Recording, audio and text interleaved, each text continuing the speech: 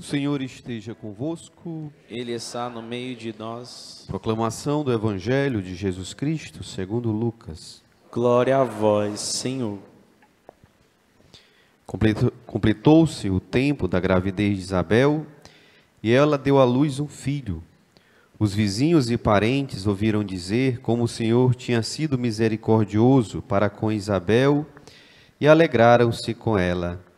No 8º dia, foram circuncidar o menino e queriam dar-lhe o nome de seu pai, Zacarias. A mãe, porém, disse: não, ele vai chamar-se João.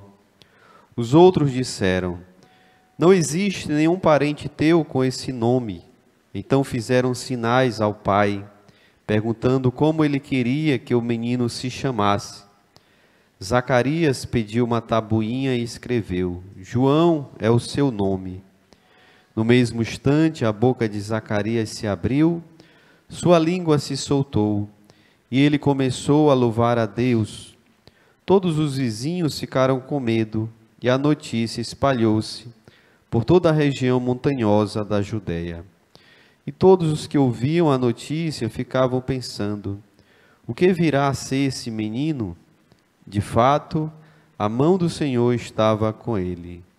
Palavra da salvação. Glória a vós, Senhor.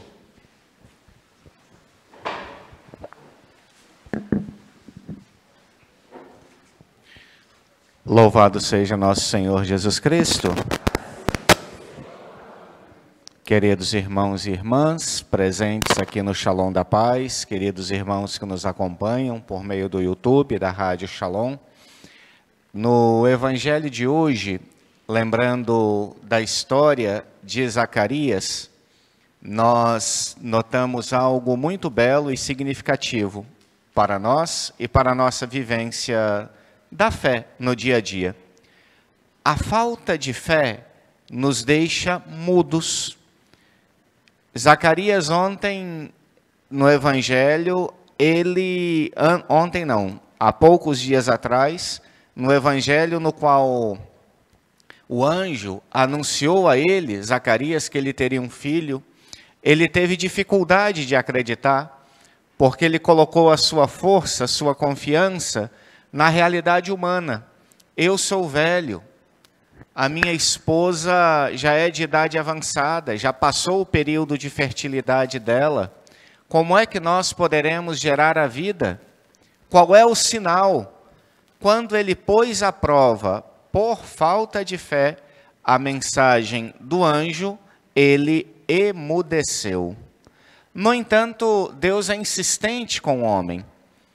E mesmo Zacarias, tendo questionado, entrado numa certa dúvida diante de Deus, os prodígios de Deus se realizaram.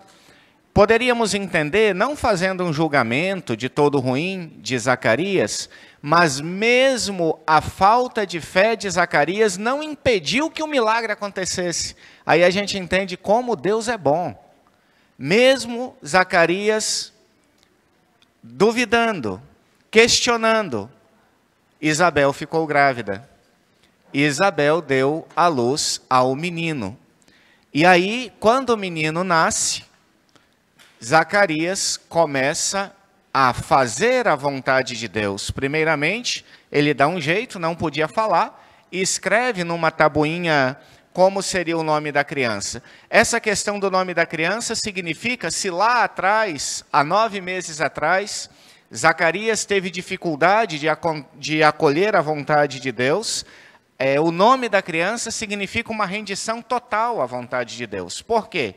Na época que ali no período em que João Batista nasceu, as pessoas normalmente não tinham sobrenome.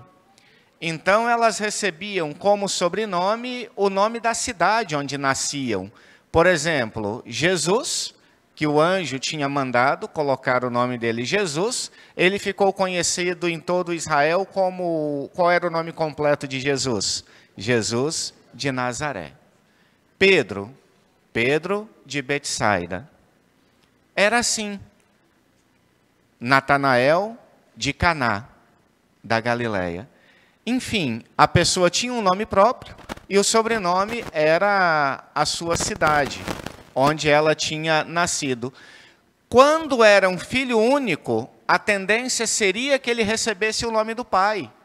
Um filho mais velho ou um filho único deveria receber o nome do pai para perpetuar o nome da família.